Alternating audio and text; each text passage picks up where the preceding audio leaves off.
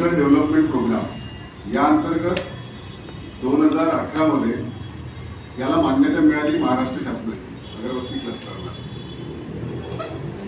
आणि यामध्ये सध्या 40 ते 42 युनिट आहेत आणि मेंबर्स आहेत 40, टोटल 42 मेंबर्स आहेत। त्यामध्ये हे महिलांचं क्लस्टर आहे, सगळ्या महिला जे आहेत त्याच्या मेंबर्स आहेत आणि 90-95% महिला या अनुसूचित जाती जमाती वर्गातून येतात। की क्लस्टर तयार व्हायच्या आधी याचे जे प्रमोटर होते, प्रमोटर म्हणून ज्यांनी काम केलं, जे याचे मुख्य जे गैरव्यवहार जे झालेले आहेत, या गैरव्यवहारासाठी जे जबाबदार होते ते संदीप भरणे हे या क्लस्टरचे होते प्रमोटर। यांनी या सर्व लोकांना एकत्र केले। जेव्हा त्यांना जिथे जिथे चान्स मिळाला तिथे हे प्रमोट करत गेले आणि हळूहळू लोकांना विश्वास केला, आम्ही त्याच्यात मदत केली। त्याची योजना अशी होती, 7.5 लाख रुपये आपण भरायचे, 7.5 लाख रुपयापैकी 5 लाख रुपये हे शेअर कॅपिटल राहील। ही सेक्शन 8 कंपनी आहे, एनजीओ। 7.5 लाख प्रत्येकी, म्हणजे पूर्ण 42 लोकांकडनं 7.5 लाख रुपये त्यांनी घेतले। ते टप्प्याटप्प्यात आम्ही सुरुवातीला कामाच्या प्रोग्रेस प्रमाणे लोकांनी दिले। 7.5 पैकी 5 लाख रुपये हे शेअर कॅपिटल होता आणि 2.5 लाख रुपये MIDC जो प्लॉट प्रत्येकाला जो देणार होती त्या प्लॉटचे ते 2.5 लाख रुपये असं हे, आणि त्यातच त्यांचा खर्च आला। सुरुवातीला यांनी श्री संदीप भरणे यांनी हे सांगितलं की तुम्ही हे पैसे दिल्यावर जे क्लस्टर तिथे तयार राहील, यात सबसिडी आहे। पहिली गोष्ट, क्लस्टर असल्यामुळे शासन आपल्याला MIDC मध्ये जागा देईल, त्या जागेचे पैसे भरायचे आहेत आम्हाला, ते होतं। त्या जागेच्या व्यतिरिक्त शासनाने एक CFC याच्यामध्ये मंजूर केलेली होती, कॉमन फॅसिलिटी सेंटर। हे कॉमन फॅसिलिटी सेंटर करिता शासनाने 5 कोटीचं अनुदान दिलेलं आहे। त्याला 5 कोटीचं अनुदान आहे, हे परत करायचे नाही आहे हे पैसे।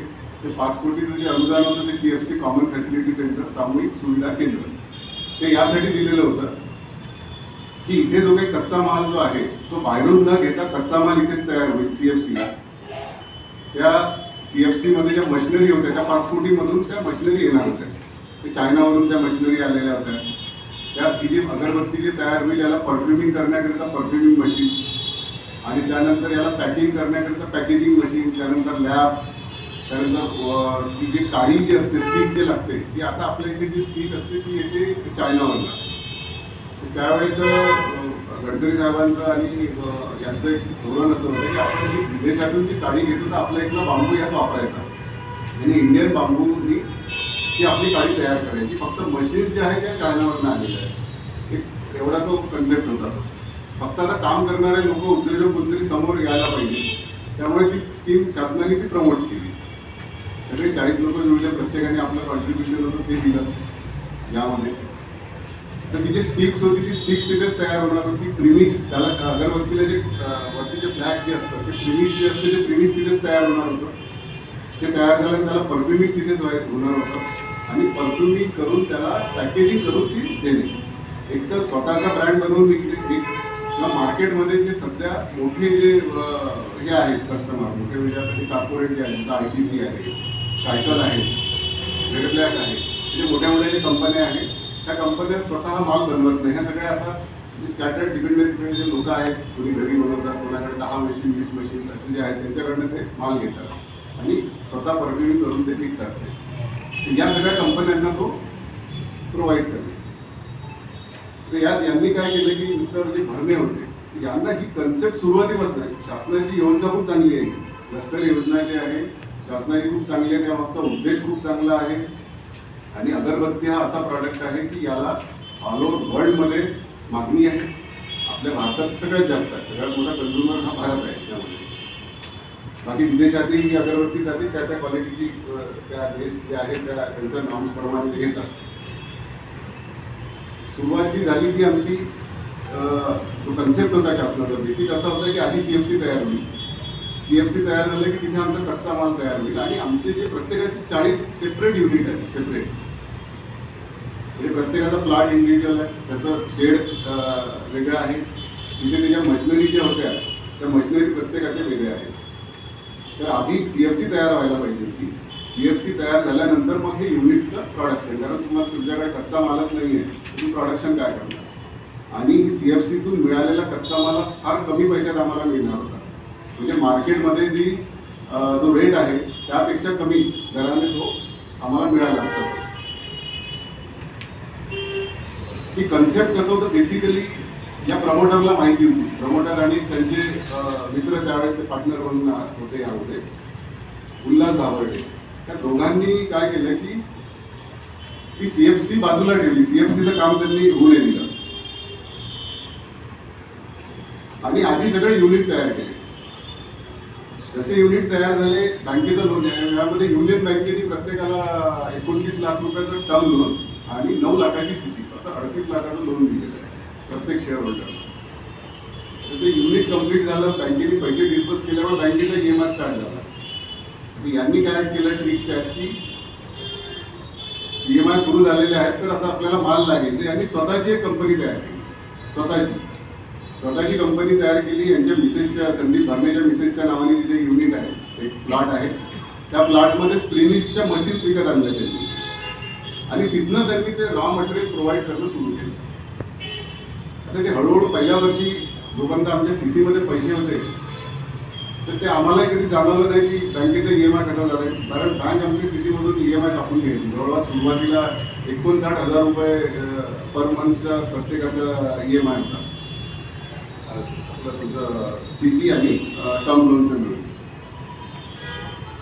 आता ते 59,000 रुपये द्यायचे आहेत दर महिन्याला. तर यांनी आपली कंपनी स्वतः तयार केली.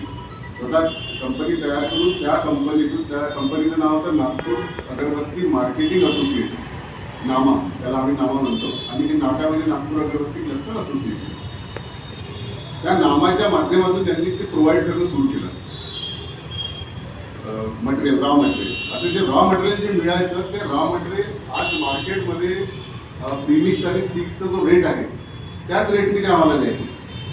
म्हणजे मार्केटमध्ये 105 रुपयाने जर काडी भेटत असेल तर इथे सगळ्यांना 105 रुपयाच्या रेट मिळायचे. कधी कधी तर मार्केटपेक्षा 4 रुपये 5 रुपये पर्यंत जास्त राहायचे. जेव्हा की इथे 40 युनिटला स्टिक्स लागायचे, म्हणजे 300 ते 400 टन दर महिन्याला इथे प्रोडक्शन व्हायचे.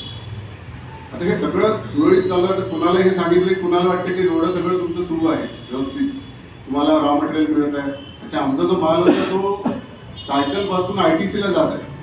आताही आमच्याकडे जो माल जातोय तो ITC ला जातोय. ITC ला असं आहे की त्याला तुम्ही 500 टन द्या, 1000 टन द्या, ते लोक घ्यायला तयार आहेत. तेव्हा ज्यांना माहीत झालं की इथे महिलांचं क्लस्टर आहे, ते अजून थोडे पुढे आले की तुम्ही जेवढा माल द्या तेवढा आम्ही तुमचा घेतो. आणि त्यांना हे सेंट्रली इथे परवडत होतं. ते नागपूरमधून त्यांना त्यांच्या वेअरहाऊसला हे करायला. यांनी काय केलं की ती जी CFC होती ती CFC यांनी सुरू होऊ नये केली. आता ते रॉ मटेरियलचे रेट आणि आमची प्रोडक्शन कॉस्ट यामध्ये तो मेळच कधी आमच्या 4 वर्षापासून बसला नाही. त्यांना आम्ही मागच्या म्हणजे साधारण सुरू झालं 2022 मध्ये सुरू झालं. 23 पासून आम्ही त्यांच्या मागे लागलो की हे रेटचं परवडत नाही. मग कधी तो याचा रेट वाढवायचे, त्याचा कमी करायचे, तर हे त्यांचं बदमाशी जी होती सुरू राहायची. मग आता आम्ही काही लोकांनी आम्ही पुढे येऊन जेव्हा ती सगळी माहिती घेणं सुरू केलं तेव्हा लक्षात आलं की CFC ही आधी व्हायला पाहिजे. मग आम्ही DICला JDI त्यावेळेस भारती साहेब होते, गजेंद्र भारती रिटायर झाले ऑक्टोबरला, त्यांच्याकडे गेलो. त्यांना सांगितलं आम्ही की असं सगळे प्रकार आहे, तुम्ही CFC का सुरू करत नाही, तुम्ही CFC सुरू करा. पण इथे डिपार्टमेंट जे आहे DIC, आमचा हा एक फार स्पष्ट आरोप आहे की इथे DICचे गजेंद्र भारती आणि त्यावेळेस जे GM होते, त्याच्या आधी मला वाटतं धर्माधिकारी कुठेतरी होते, ही सगळी CFC कंप्लीट करायची जबाबदारी शासनाने जो ऑर्डर काढलेला होता, अप्रुव्हल जे दिलेलं होतं या क्लस्टरला, त्यामध्ये फार क्लिअर मेन्शन केलेलं आहे की CFCचं जे सुपरविजन राहील ती सगळी जबाबदारी जी आहे ती JDI आणि GMची असेल. कारण ते ॲज अ चेअरमन परचेस कमिटीचे हेड होते ते. तर ही सगळी CFC 6 महिन्यात कंप्लीट करून ती आम्हाला आमच्या शेअर होल्डरला हँडओव्हर करणं इथपर्यंत त्यांची जबाबदारी होती. 5 कोटीचं जेव्हा अनुदान आलं तर 5 कोटीचं अनुदान आल्यावर ते पैसे आमच्या नाकाच्या अकाउंटमधून रूट झाले. ते डायरेक्ट DIC मधून त्यांना गेले नाही. टेंडर जे आहे सगळे टेंडर जे निघाले 5 कोटीचे CFCचे, ते सगळे टेंडर जे आहे ते DICने काढले. तर तर DICने जे टेंडर काढले त्यातले 9 टेंडर आहे, त्या 9 पैकी एक बॉयलरचं टेंडर एक औरंगाबादचं रानुसार ही तक्रार JDI-GM कडे पाठवण्यात आली. कारण काय तर ती DIC संबंधित दिसत आहे ते तक्रार जी आहे CFC आणि टेंडरिंग जे होतं ते DIC झालेलं होतं. त्यांना आम्ही विचारलं की सर ज्या तुम्ही अधिकाऱ्याकडे ती पाठवलेली आहे तेच गैरहजरदार याच्यात, तर तुम्ही त्यांच्याकडेच पाठवली ती चौकशी करा आणि जर यात गुन्हा घडला असेल तर तुम्ही आमच्याकडे येऊन तक्रार द्या. ते त्यांचं लेखी आम्हाला त्यांनी RTI मध्ये जेव्हा मागितलं तेव्हा दिलं. हे पत्र त्यांनी पाठवलेलं होतं JDI ला.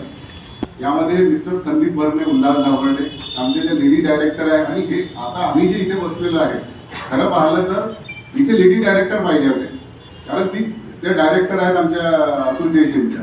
ही बाजू त्यांनी मांडायला पाहिजे होती, पण इथे यांनी स्वतःचा गृहोद्योग उभारला. नवरा त्या ह्याच्यामध्ये मार्केटिंग कंपनी आणि लेडीजचं क्लस्टर असल्यामुळे लेडीज जे आहेत त्या नाकामध्ये Nagpur Agarbatti cluster association secretary company. Union bank Umed जे आहे ब्रँच आशिष बोलणार, कारण त्यांच्या हातात सगळं हे डिस्बर्समेंट आहे. तर हे ठीक आहे, यांच्या मनात जे काही असेल, पण यांच्यावरती ही जबाबदारी शासनाने एक क्लस्टर म्हणजे कोणतेही जे क्लस्टर आहे 30 लाख टर्म लोन आणि 9 लाखाची CC असं 38 लाख. बँकेचे जे गाईडलाईन जे आहेत RBIचे जे नॉर्म्स आहेत त्याप्रमाणे त्यांनी काढलेलेच नाही. हे पैसे परस्पर यांच्या खात्यात टाकलेले आहेत नामाच्या अकाउंटला. कारण इथे जे नामाने जे अगरबत्ती बनवायची मशीन आहे प्रत्येकाला 10 मशीन मिळाल्या. तो एक विषय आहे, तो एक थोडक्यात सांगतो. बँकेने जे घोटाळे केले त्यामुळे आम्ही अडचणीत आलो आणि आम्ही भविष्यामध्ये पैसे बँकेचे परत करणार आहोत. आम्हाला म्हणजे ते सबसिडी नको, म्हणजे त्यांच्याकडून माफी नको, आम्ही पैसे देणार आहोत. तेव्हा बँकेने आपली जी लिलावीची कारवाई आहे ही कमीत कमी 6 महिने थांबवावी. त्यानंतर आम्ही त्यांच्यासोबत बसून चर्चा करू आणि त्यांच्या जो काही अमाऊंट शेअर होल्डरवर येत आहे तो आम्ही भरण्यास भविष्यामध्ये तयार आहोत. याचे जे डायरेक्टर आहे नाकाचे वर्षा भरणे, सीमा मेश्राम, रसिका दाभर्डे या तिघीजणी त्यांनी आजपर्यंत कोणतेही EDF घेतलेलं नाही. नियमाने ते घ्यायला पाहिजे होतं. टॅक्सेस यांनी पे केलेले नाही आहे गव्हर्नमेंटला. यांच्यावर गुन्हा दाखल करून कारवाई करण्यात येईल. आणि ही जी चौकशी आहे ती CBI, ED किंवा विशेष तपास पथक SIT स्थापन करून, कारण हे खूप लोक यात इन्व्हॉल्व आहेत अलग अलग डिपार्टमेंटचे, त्यामुळे SIT यात आवश्यक आहे अशी आमची मागणी आहे. डायरेक्टर पार्टनर जे आहेत ते संदीप भरणे. तर संदीप भरणे हा याच्यातला एक मास्टर माइंड आहे. हे सगळे जे खेळ जे ते केलेले आहेत तो आणि त्या उल्हास धावर्डे या दोघांनी केलेले आहेत. दोघांनीही सगळ्या ह्याच्यातून नफा पैसा कमवून घेतलेला आहे आणि हे सगळे लोक जे आहेत या स्टेजवर आलेले आहेत. हा एक फार मोठ्या चौकशीचा भाग आहे. शासनाला आमची मागणी आहे की CFC सुरू न होण्यामागे जे जबाबदार अधिकारी आहेत, खास करून गजेंद्र भारती, मुद्दमार आणि त्याआधी असलेले धर्माधिकारी. त्या धर्माधिकारीच्या हातचं ते आमचं सँक्शनिंग होतं. साधारण 10-12च्या जवळजवळ आहे. 12च्या जवळपास आहे. म्हणजे मशीन 45,000ची मशीन